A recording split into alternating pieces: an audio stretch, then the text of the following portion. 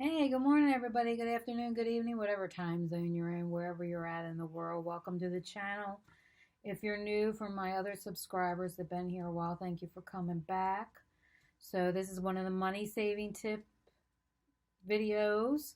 So we're going to talk about anything that's on the road today, such as how you can save money on the road, what kind of car you might want to buy, what kind of insurance you might want to buy, what kind of things for a road trip you might want to buy, all those kinds of things. This is not my biased opinion, by the way. This is from the experts.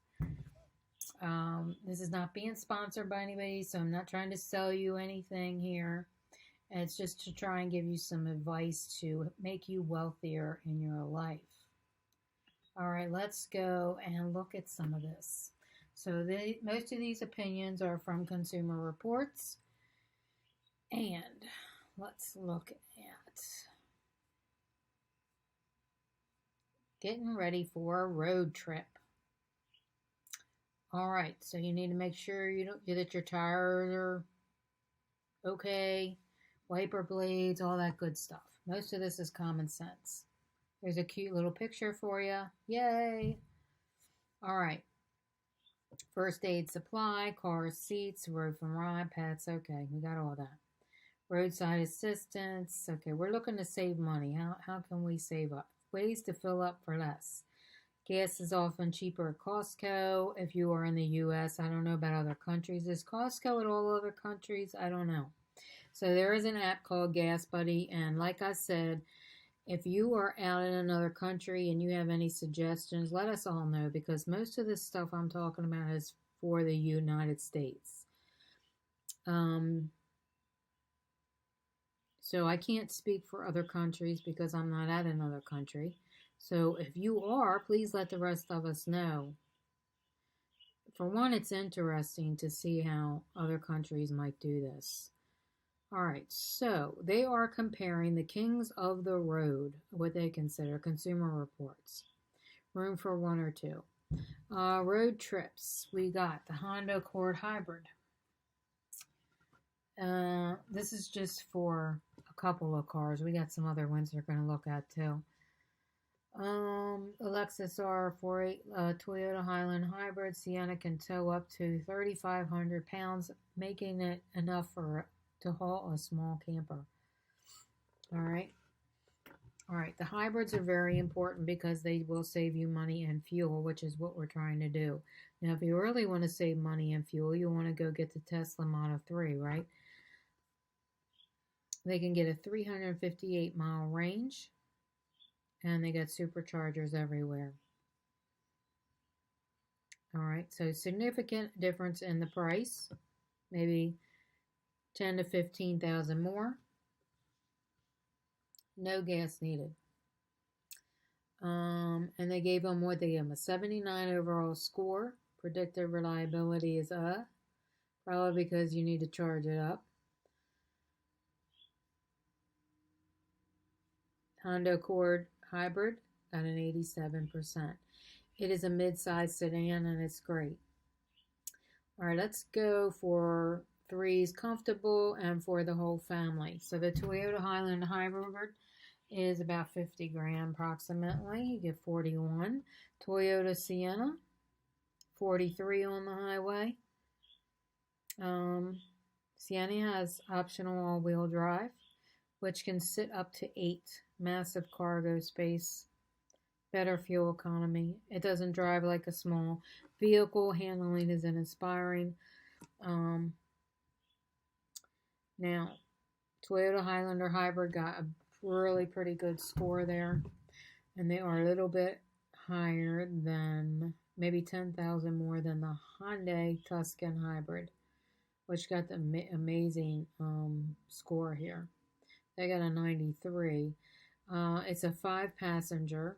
It's quicker and quieter. The front seats are supportive on all drives. Now this one is a tiny third row, is good for smaller packages, but is most useful folded down, adding extra space for the cargo. It doesn't say how many people it can fit in here. But it's for the whole family, it says. Okay, so the Lexus RX 450H, this only got 33 on the highway, which is not really that great. I guess because it's not a hybrid. Okay, which makes sense. Okay. It got an 83, which is lower than the Toyota Highlander hybrid. It's quiet and comfortable on the road. All right, let's go into auto insurance. Things you want to look for to save you money. Liability, collision, comprehensive. You decide what you need. It's required by most laws in the U.S. Collision is usually optional. And if you want to save money, you get rid of your collision. But if your car completely wrecks, and usually it's good for older cars. You know, if you have a really old car that's only worth a couple grand, you don't really need collision on that. You're overpaying. Comprehensive is really good for newer cars, and most insurance companies will require it if it's a newer car. If you got a car that's 20, 30 grand, all right, glass replacements, covered for windshield. I got to tell you that I do get this, and it's not that expensive because I do Uber and I'm on the road quite a bit, and I just had a little chip in the car. I had the whole windshield, had to have the whole windshield replaced, and the insurance company covered it. Mine is a newer car, and they got all these cameras on everything now, so when they replace a windshield, it can be like $2,000 to $3,000 to replace a windshield. Now, the older cars, you probably might not need that, but the newer cars, they got cameras on these cars, and replacing a windshield is not as cheap as it used to be. Gap insurance, this is coverage you may want to skip. Rental car reimbursement, it covers rental cars. Rental car reimbursement is limited by the dollar amount rather than time.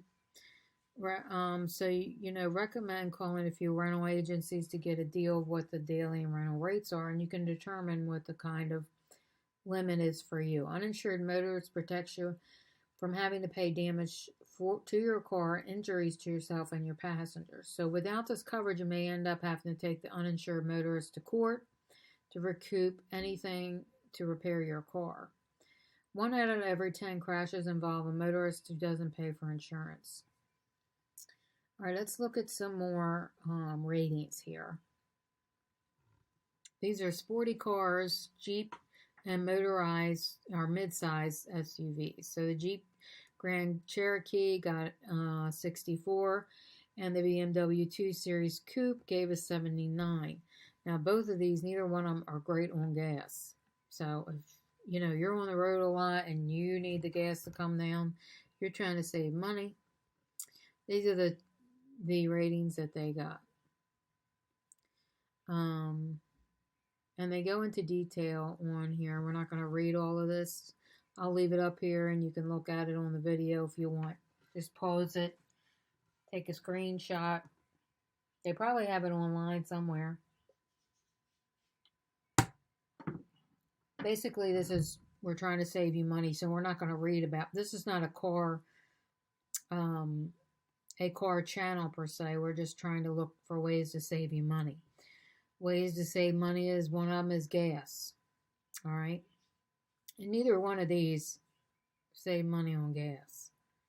28 miles per gallon and 25 is not really that great. This got a 47 rating. Why, I do not know. Got a good road test score.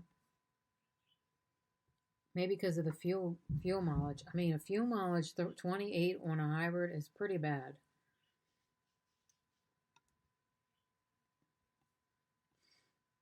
All right, so here we go, breaking it down more in detail. I'll leave this on the screen if you want to take a screenshot if you're interested in a particular car in the future or whatever. Just make sure you have your finances in order. We don't want a lot of credit card debt. You want to try and save up if you can. I don't know your situation. You want to try and save up and get a car rather than taking out a loan.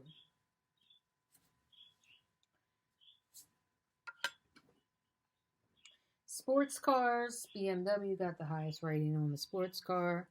SUV, the Toyota Highlander, got the best rating on that. And it's probably the hybrid, I would think. Okay. 35 to 45,000 SUVs. And these are the two-row SUVs. The Lexus NX 350 got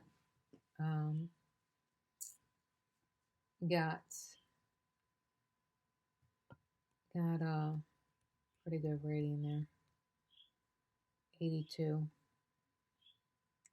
All right, so how they test is they recommend models that did overall on the score.